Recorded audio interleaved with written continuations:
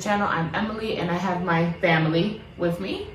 I have my husband David and my now 2-month-old Lucas, and today is our month 1 and month 2 update. Sorry, this video is actually going to be a combination of the both because it's been a little crazy around here. So before we get into the video, don't forget to hit the subscribe button, ring that bell, that way you're notified of all the latest here at EP Life. That's right, and give this video a big thumbs up. And without further ado, let's go.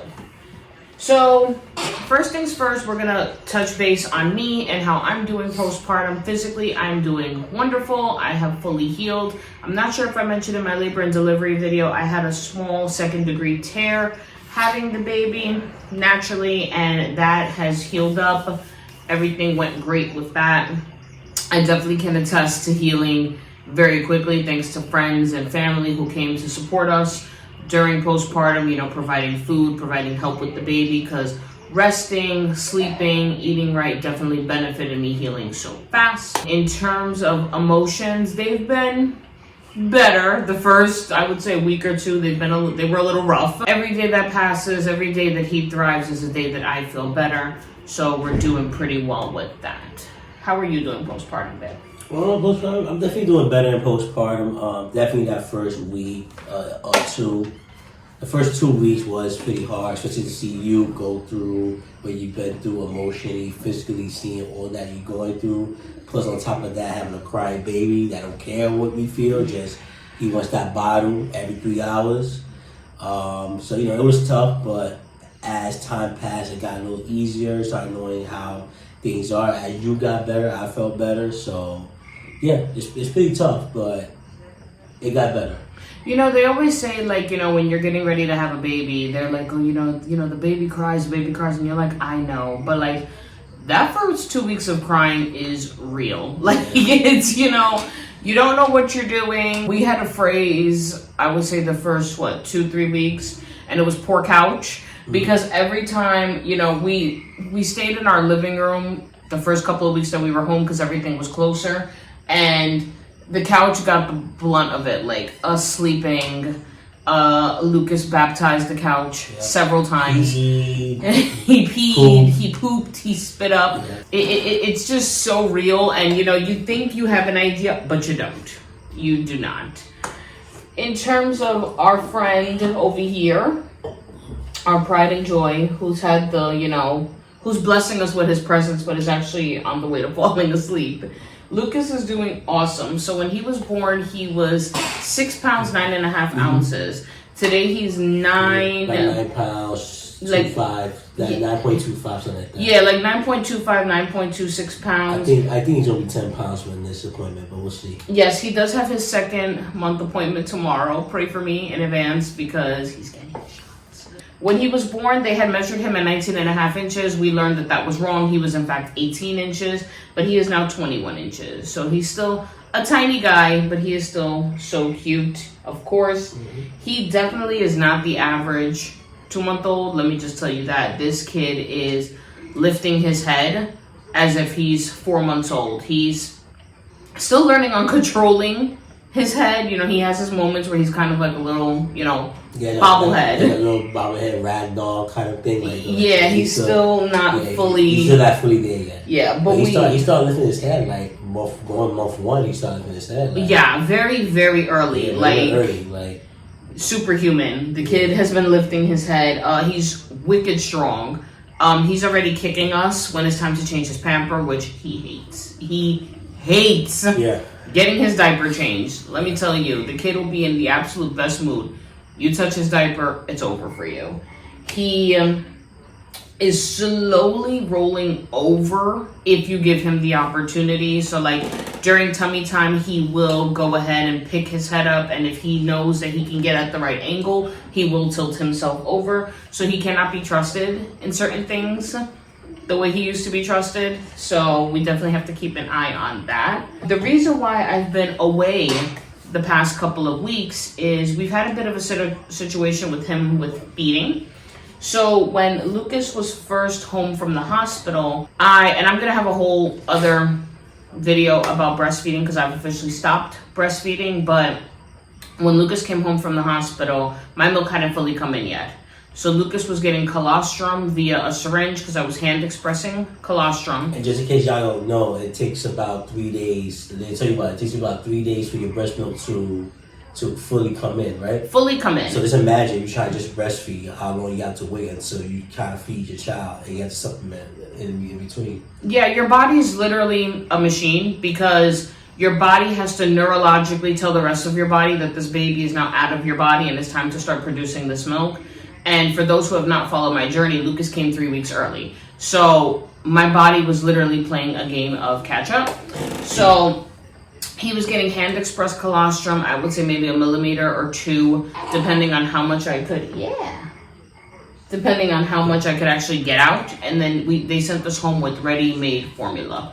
We were given horrible miscommunication on how much formula to give our baby, to the point that we thought we were overfeeding him when in fact we were. We were underfeeding him. We were they told us at this hospital we was at, which is a pretty good hospital, which we were surprised. But maybe it was just the staff there, whatever. They told us they gave us like the Similac. We know that's in recall now, but at that time it wasn't a recall. Similac ready-made formula, little sample bottles. They gave us a handful. They said, "Oh, try 1 milliliter and that's it." You're like, "Okay, all right." Cause they're like, "Oh yeah," because their tummy is very, very small, like a quarter. It's like, okay. So we tried 1 milliliter. It worked for the first day, but after that, this kid is crying, starving. We're like, all this time we've been underfeeding him, and we're like, all right, we gotta give him more. Come to find out, he needed the whole bottle. Yeah, he needed the whole ready-made bottle, which was a given, but again, we were given we were given incorrect information. Now, it all started, I want to say, about week 3 or 4. So we noticed that Lucas is a very gassy boy. So we would burp him and he was burping like a 50-year-old man. Okay, so that we were like, good, it's coming out. But we noticed between breast milk, between Similac, we went from Similac to Enfamil, regular yellow NeuroPro Enfamil. We noticed that shortly after he drank, we would hear it go, and it's like it's the sound you get when you have an empty belly. So at first we thought it was okay. It was the fact that he was drinking it so fast because this kid has a suck like a vacuum. Like he was in this same swing as not even a 1-week-old, and he was like trying to like look for my amniotic fluid. Like he has such a strong suck. So we went from Philips Avent natural bottles to Philips Avent anti-colic bottles. We tried Dr. Brown's, but there was this mixed feeling between us and family members that the Dr. Brown bottle nipple was too small. So we just stuck with Philips Avent bottles, which again, we're gonna do a separate video on newborn must-haves because we've settled with Nook bottles and they're a total game changer. Like, don't sleep on smaller brands or not as popular brands because Nook is chef's kiss. Yep, works for us. Works, definitely. So we noticed that he would consistently have gas, he would consistently be fussy, and, family friends have told us to give him Mylicon. But we noticed that there was something wrong when we were giving him Mylicon after every feeding, every day. Like, Lucas was getting Mylicon maybe 4 to 5 times a day, which his doctor said was okay. You could get as needed, but he also said that don't give it to him like 5-6 times. Yeah. Because I guess he felt it was kind of odd that we was giving it to him that much. Maybe that's what the doctor was saying. I guess that's what trying to do to him. He's like, don't give it to him all the time. But I guess, at the time, he didn't know that what was the symptom. That he treated it as more like a colic kind of thing. So I was like, oh, give it to him as needed. All right, give it to him as needed. And it looks like it was as needed every time he ate. Yeah. It was a little too excessive for our liking. And, the doctor trumped it up to colic. He was like, hey, here's a small case of colic. He had what we call the witching hour. Like, it went from 6 p.m. to 9 p.m. Then it went from, 9 p.m. to 2 a.m. Like, he just had these spurts of crying. It just changed out of nowhere. It just changed. It used to be from 6 to, midnight. Then it went from midnight to, 3 in the morning. Then it went from all night. Then it was the night that he had you 6 hours up. Lucas broke me, I would say week 2 or 3. We had spent the day at my parents' house and he was fine. And then we came home and he just started to cry. And the kid nonstop cried. I stood up with him. You know, David was sleeping because David was tired. And the kid cried 6 hours straight. Like, I was falling asleep doing this, bouncing him, being a human bouncer, because there was nothing I could do to console him. I think the only thing I didn't try was giving him a bath. And the thing is, he hadn't gotten a bath yet. So it's not like, you know, hey, why didn't you try it? It just wasn't time yet to give him a bath. So we definitely knew that there was something wrong. We figured, okay, he has colic, he's going to be gassy, it'll go away around between 3 to 6 months. It'll go away. But then things started to shift kind of in the bad direction. So we are on top of our child. If anything, we are two on top of our child. Like, you know, I always sing Mariah Carey Obsessed in the background when we change him and stuff, because I feel like we're so obsessed with him. And we noticed, well, my mother noticed that he had a horrible diaper rash. And we both found it to be kind of odd, because the area where he had the diaper rash, which TMI, if you're not here for it, why are you here? It was right by his butthole. So we couldn't really fathom how we missed that, you know, because a baby's area is only but so big. So we tried putting butt paste on it. We ended up settling on A&D. I'm also having a newborn regrets video because I have a love-hate relationship with Boudreaux butt paste. But we noticed he got a rash, and it was very random. So we were like, okay, you know, we'll give him the rash, to put A&D on it. The rash went away within a week. I know.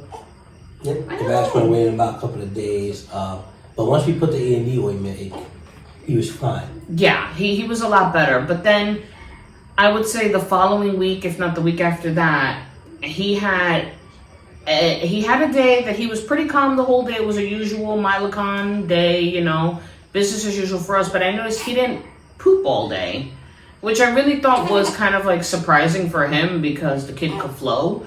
But he finally went like around 5 p.m., 6 p.m. that evening. It was on a Friday, and he had explosive, horrible diarrhea. Like, it was damn near water. And it was a different color, different consistency, something we're not used to. I felt that there was something wrong. But Google's the devil. You Google, and it's like, hey, you know, you really shouldn't contact your doctor unless he has it for, like, you know, 3 days. So he had it Friday. He had it Saturday. He had it Sunday. After Sunday, I couldn't take it anymore. We called the doctor. Yeah, I think that was the thing we said. Like, if he has one more day, that's the third day. Yeah. If we could have kept longer, he would have probably got dehydrated. Definitely. So we called the doctor. The doctor said, you're to stop giving him formula. You're to stop giving him breast milk. You're to give him Pedialyte, which we freaked out because we're like, okay, how is he going to eat if he's just drinking Pedialyte? But the doctor explained to us, hey, you have to give him the unflavored Pedialyte, and he will get full because it's full of electrolytes and it's full of sugar. So that's what will fill up his belly. But it worked for him, but it didn't. It didn't. I mean, it worked, but, you know, it did fill him up, but it not enough. Not enough, because the kid was drinking, you know. It's like he was drinking water. It's like we used to drink water just to calm our hunger. So it kind of like slowed down hunger, like how you know how you drink water, like how we drink water just to like slow down how hungry we are. Exactly. And I think that's what it was doing to him. Yeah. It was slowing it down so he won't be hungry during, you know, in the meantime, but he kept going in the bottle every time. Yeah, and he went from, during this time he was drinking 2 ounces per bottle. He went from 2 to 2.5 with the Pedialyte. He went to like 8, 9. Like it just wasn't filling him up. Yeah, that's how I knew something was up, because at his age, even at his age now, it's he shouldn't be drinking 9 ounces, not his age. And he wasn't spitting it up, because that's the general rule of thumb. If they spit it up, sometimes it's too much. It's too much, right? Yeah. No, he was taking it like a champ. He was flowing like a river. He was flying through diapers, but it wasn't filling him up for long enough stretches of time. Yeah. So to the point that every hour he was up. Right. Every he hour was hungry. He was hungry. You know? It makes sense, because all you're giving him is pure water. Pretty much that's what Pedialyte is pretty much water. Excuse me, with electrolytes. Yeah, so gave him the Pedialyte for 24 hours. The doctor was like, you know, give him the Pedialyte, see how he does. He had an appointment to get his 2-month shots on a Tuesday. The doctor was like, I'm going to see you the Monday before, because he still was having tummy trouble. So the doctor was like, I am going to put you on Enfamil Gentilese, which is the purple can. It's good for sensitive stomachs. It's good for gas, colic, all that jazz. Yeah. When I tell you, we did see a difference, but not a good difference. Our baby had 2 bottles of Gentilese, and he screamed, not like, oh my God, my stomach hurts. No, the kid was screaming like someone was burning him alive. Like he was screaming from the top of his lungs. It's like he was trying to push and he couldn't push. It's like he was like squirming, like he had gas. He was so uncomfortable. There was nothing we could do. I remember dozing off, rubbing his belly. That's how much pain he was in. He was in a lot of discomfort. So we called the doctor and we were like, the math's not mathing. Like, this isn't working. This isn't working. This is not working. It is Gentilese. It's supposed to be to help his stomach digest. And I think the first time you fed him with the Gentilese, right? Mm-hmm. The second time, I don't know if you felt the same thing, but the second time I fed him with the Gentilese, as soon as he started swallowing that milk, you just hear his stomach. You heard it going down. You just heard it like rumbling, like he's in pain. I'm like, oh, this is not. It was almost as if his stomach was like an empty cup, and the milk was like water being poured into the cup. Like you heard everything, and it wasn't a good feeling because he was so not himself, and he is the happiest boy. Like for a 2-month-old, he has so much personality already, and we're not saying this just because he's our baby, but other people have told us that he's so advanced for his age and he's so happy. He's smiling, he's damn near laughing. Like we joke around that these guys right here are his best friends because he'll stare at them and he'll talk to them for hours.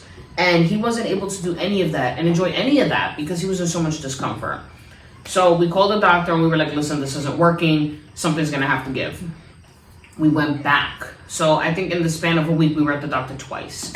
And the doctor was like, I feel like he has a milk allergy. And we were like, seriously? And then, you know how like in a movie, when you realize somebody's the killer and everything starts to click and make sense? That's how it was for us. So we were like, wait a minute. Our kid never had colic. Our kid had a milk intolerance or a milk allergy. Because on paperwork it says allergy, and we'll get to that in a minute. But they don't want to rule out an allergy because he's still so little. Yeah, they don't want to really say he's allergic because he's so little. They can't 100% tell. But he's showing signs of an infant who has a milk allergy or who's just intolerant. Like adults who's lactose intolerant. So they didn't want to make sure. They're not 100% sure, but because he's showing that he's having those symptoms as of intolerance, that's why he came down with that. Right. So now they put us on this amino acid based formula that's for kids, specifically for milk allergies, and he's thriving on it. Like, I will say this. I never understood why infant formula smells. I never understood because I'm like, it's something that has to go into this teeny tiny person that depends on it for nutrients. It smells horrible. Like it's a whole other level of horrible. Like I don't remember how the Enfamil powder smelled, but this powder, like it smells medicinal, if that's a word. It sounds it smells some like kind of weird medicine smell. Like it smells horrible. It smells like some kind of like cough, kind of like nasty cough syrup. Yeah, like it smells very, very pharmaceutical. Like it smells gross. And the thing is that I think he's still adjusting to the taste. He'll drink it. Like there's nothing coming between this kid and his bottle. Like nothing. But if he has his moments that he doesn't burp the way he's supposed to, or if he's drinking too much or he's not paying attention and he spits up, we're both just like, because it smells so bad. Like he'll get like a little bit of spit up on him. We change his clothes because it's just that type of smell that it lingers, and it's just just talking about it. Yeah, like I'll have to put like a big ass burp cloth around him, so when he does spit up a lot, we wrap him like he's in the barbershop. Yes, we wrap him like he's in the barbershop because when he does spit up, it's just so the smell's so foul. We like, no, listen. I'd rather put a birth cloth in the wash and stuff for his clothes. And you see he has a bib on. Like it's just, we don't... it just smells so bad. But I will tell you, for something that smells so bad, it is doing the body wonders because It does take him a little longer to burp, but we don't hear it going down anymore. I can't tell you, I mean, knock on wood, I can't tell you when's the last time we reached for Milacon. We haven't. We have not. I think that was literally the first time we gave it to him, right away. He didn't need Milacon. We didn't, no.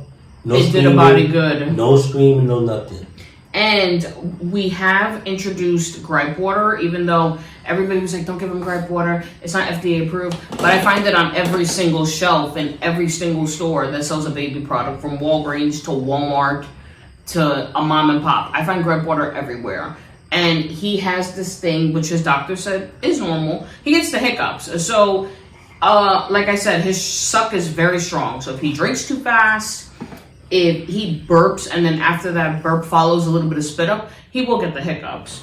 So which is normal, which is part of like his gas, something like that. He said, so which is normal. Yeah, so we'll give him the gripe water in the Metafrida, which again, newborn must have, game changer. It works. We give him a little bit of gripe water, knocks the hiccups out, because sometimes the hiccups will prevent him from sleeping. But he's been doing well. The whole point of my TED Talk here is this, right? So one night, a sleepless night, I think it was one of the nights with the Gentilies, we were doing some reading.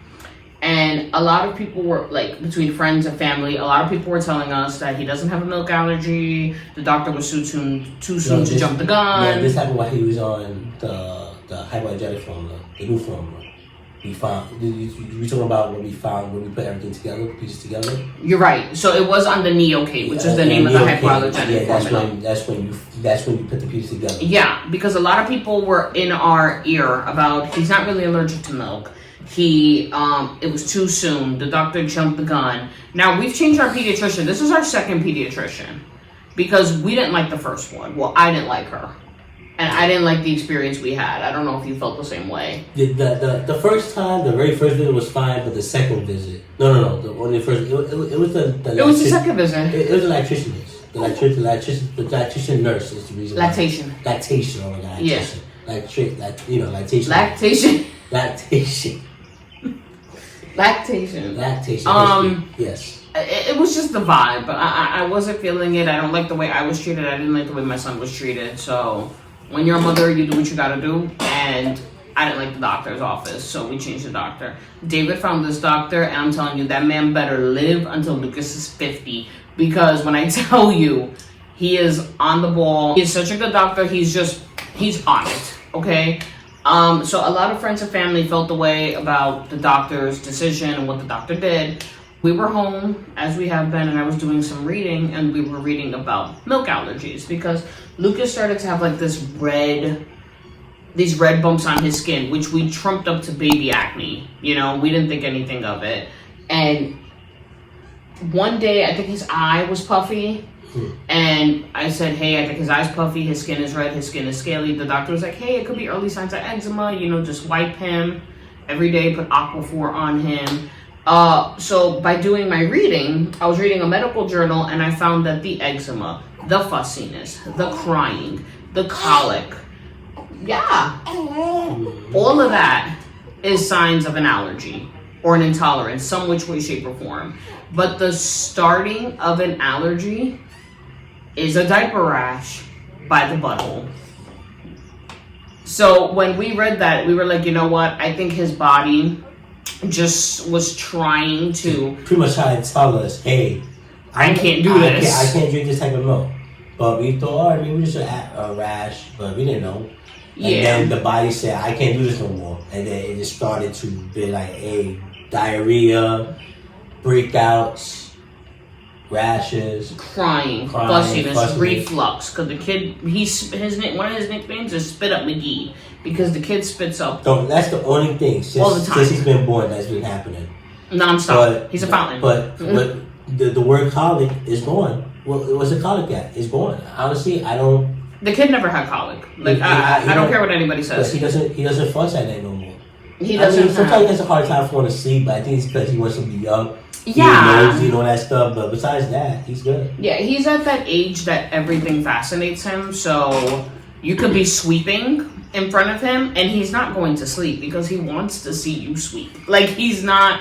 you know, he's just that baby right now. But I think what we're learning as new parents, and feel free to chime in, is that what I struggled with when first becoming a mother, and even while I was pregnant, was everybody has something to say about you and about how you take care of your child and about how you do things. Yeah. And it's just so incredibly frustrating because, you know, mother's intuition, parent intuition is a thing. It exists. And the fact that, you know, you're new to the crew in terms of parenting, your judgment is not trusted. But I knew that there was something wrong. And I knew that it was very strange for us to miss that kind of rash. Because the perception was we let the rash, you know, be a little rash, and then it just became a huge rash. Yeah, I feel like if we would have saw that, we would have been put cream on that. But, yeah, and we're not those type of people that are just. Yeah. No, we're like always checking. You know, we're always looking for something, not because we want there to be anything wrong, but because we're being very thorough. And I just feel that that's one thing I will take away with postpartum, and just make sure that I don't do to somebody else, you know, like it's just such a crappy feeling. Everyone is trying to help. I get it. Everyone's trying to help. Everyone has the experience. Everybody does everything their own way. And I guess everyone who had their opinions just trying to help, you know, point the story, is trying to help. But at the same time, you're helping, but you're not helping. Yeah, you know, in the nicest way possible, when it came to this situation with this allergy/intolerance, you was right. Well, you was right, because you felt like there's something more. I felt like maybe we could have get over it, but you was like, nah, like, there's something's up. I knew there was something wrong. And the thing is that I think what helped bring it out, which again, I will talk about my breastfeeding more in another video, but what brought it out to the light was Lucas started getting less breast milk a day compared to what he would usually get in terms of ounces. And I think the more formula, the more the intolerance was brought to light. And I think that's why his body was like, nope, here comes this explosive diarrhea, here comes this rash, here comes all these indications that I can't do this anymore. Because that eczema and that baby acne he had no longer exists.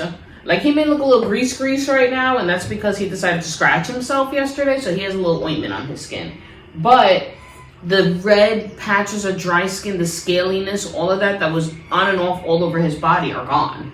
Yeah, I don't really see much anymore. Yeah, because I am... You check, and you didn't see anything. I'm a hawk. So every morning, I think this morning was the only exception, I wake him up, I heat up a bottle, I have this whole routine with him. If he's grouchy, I will feed him first and then change him. Do not sue me. If not, I do it backwards. I'll change him first. But in the process of changing his diaper, I also change his clothes. And I wipe him down, and I lather him up in Aquaphor. Because that's what the doctor told me to do. He said, for now, take a break of putting stuff on his skin. Just put Aquaphor.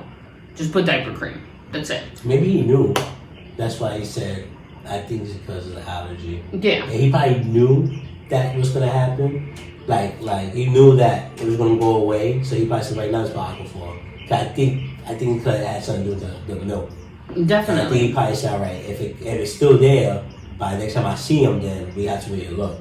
But now when he sees them, we tell him, listen, it's going since he's building the milk. It has been going since he's building the high value gel milk. He probably like, yeah. Yeah, and he's doing so much better. There is a sense of frustration with this whole thing because I don't have any shame. I get WIC for myself and I get WIC for Lucas. And there is, if you're not aware, a massive baby formula shortage right now. Especially with the Similac right now being on recall. You can't find formula. Yeah. And there was only certain Similacs that were recalled. But Similac, the whole company recalled everything because I guess they wanted to make sure because, you know, they don't want to get sued. So. That and FYI, I actually had 2 cans in this house that were part of the recall. Mm-hmm. And they sent me a letter saying as such, which I wasn't going to give it to him anyway. They were given to me as gifts, but I was very surprised because normally there are things that go on recall and I'm like, oh, I'm not part of it, or oh, I didn't have that, and it just so happened this time I had that. It's a whole process to get WIC to cover that particular formula that he's on now. I went through all the fired up hoops and I got it, and now I can't find it anywhere. And the thing that's so frustrating is the stigma of breastfeeding is so pushed that it's like, well, you know, if you were breastfeeding, you wouldn't really have to worry about the formula. Well, which I feel is just so, it's a whole other conversation for a whole other video, but I just find it to be so frustrating because it doesn't help the cause in trying to find said formula. We may have to look into other hypoallergenic options for him. Yeah. I mean, if we can't find it. And we was looking at certain stores, and there's certain stores don't have nothing. Like, they have just Infamil, which he can't really have right now because, you know, his intolerance or allergy. So when you look at other hypoallergenic formulas, they don't have nothing, or they have the Infamil brand one, but that was only like one store, and that was like a shop right that had like maybe like what, a couple of cans left, and you know, and we couldn't find it nowhere. So it might get so bad we might have to just pay out of pocket and get like a Target brand or something hypoallergenic formula. It might come down to that. I mean, look, we'll do what we have to do. We have to pay for our formula. We'll do what we have to do. Yeah, we do have to do, like, you know, he needs to eat. Like, we gotta do what we gotta do. Yeah, you know? it's just... Yeah, it just sucks. It's just a whole thing, you know. And one thing I will say that I learned postpartum was not to have any regrets with things. So I feel that I follow, or I know of a lot of women that second guess what to do with their child, and then they regret it, and then they go and they have another child to fill the void of the things they wish they did with the first. We don't know what the future brings. We don't know, as of right now, we don't know whether or not we'll be having another child. We're not sure yet, because just had this one. Yeah. So this one is... this one is, I mean... He's a good boy, but he's the best boy. He's the best boy, but, you know... He is just so sweet. Like, don't have kids. Yeah, like he's just so simple. Like, look, like this.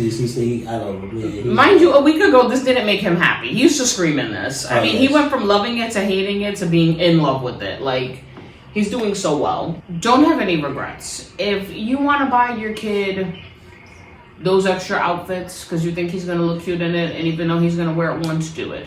If you want your kid to have 2 strollers because you like one wheel better than the other stroller's wheels, do it. If you want your kid to have a swing, but you're worried about whether or not they're gonna love it or hate it, buy it and keep the box. Yeah. You know, like, just don't. Like I said, don't miss your payment rent for it. But you know, if you could swing the cash, get it. You know, do what's gonna make you happy. Because one thing I definitely learned postpartum that stuck out to me was I have to be the best version of myself and do what makes me happy to fill up my cup to pour into his, to make sure he is absolutely the happiest boy. But aside from that, this is him. You know, he just hangs out. He's still tiny. He's still a tiny guy, but he is thriving. And he says, oh my goodness, he's so happy. He loves Elmo, by the way. Elmo is his boy. Like, it's just something about Elmo and the Paw Patrol, but more Elmo. He loves Elmo. What would be something that you say you've taken away with postpartum that you've learned, or you would want another guy or somebody else to know? One thing you take away is you gotta make sure you're there. Make sure you're there to support your significant other going through postpartum, because it's hard. It's hard, especially there's only so much you can do as a significant other to help. Like, there's only so much you can do, you know, because you're like you was going through all the pains and all that other stuff, the emotions, stuff like that, and it's hard. Yeah, it's men go and you start knowing what's going on, but you kind of like, you can't get out of it. Yeah, you can't get out of it. You gotta let it go. You gotta let it go. You gotta let it. Address what you need. Address what you need. Acknowledge what's going on. But don't try to fight it, but don't fight it. Acknowledge that you need help. Yes. But sometimes you just have to just go through the motions of what's happening and let it pass. And know that it's a season and it's going to pass. But just reach out. You know, not to be a PSA, but, you know, just let a loved one know what you're going through. Yeah, exactly. Get actual help. Like, definitely actual help. Like, you know, it helps. You know? Yeah. Someone could just come watch your child while you go through what you need to go through for a couple of hours, you go get some air, you come back, and you attend to your child. That helps. And I don't know if where anybody watching this is located, but here in New York, the father can get up to 12 weeks of paid time off. And David decided to take all 12 weeks, which is incredible because I don't know how I would have done this, but let alone nights, without him. Because while I was still breastfeeding, he took night shift. So he was able to, he still takes night shift, but so I can make sure that I have a good night's rest and I'll take care of Lucas during the day and I'll let him sleep in. You kind of learn the dynamic of your relationship a little bit. So like, this is the most time that David and I have spent together on the same shift in the history of our 4-year relationship. Yeah. And what it does have its perks, but it also has its, because you're together all the time. So if one of you breathes a certain type of way, it's going to annoy the other. So just be patient with each other. Acknowledge that it's a season. Acknowledge that you have the same goal. It took 2 of you to make this. I mean, not as beautiful as mine, but it took the 2 of you to make this. So just circle back in an argument about where he put the spatula, or he didn't make the bed, or he snores, and just think about, you know, this. Anything else you want to add, babe? Yeah, no, I think you covered it. Like, yeah, you know. Just enjoy the time. Yeah. Time is a thief. Yeah, just enjoy it, man. Time is a thief. I remember waking up the next morning like, oh my God, did I have a baby? And he's already going to be 2 months tomorrow. Well, when you guys see this, he will actually be 2 months already. He'll be 2 months on the 10th. Enjoy it, because it's a beautiful thing, and we're already talking about all the plans we have for him as he gets bigger, all the places we want to take him, and it's sad because I think after tomorrow he won't be considered a newborn anymore. But just enjoy it. There's no other way I could say it, but exactly. Yep. But I hope you guys enjoyed this video on our month 1 and month 2 update of our family and our baby boy. Thank you so much for watching. Don't forget to like, comment, subscribe, ring the bell. That way you'll be notified of all the latest here at EP Life. And don't forget to give this video a big thumbs up. And we'll see you next time. Bye. Say bye. Bye.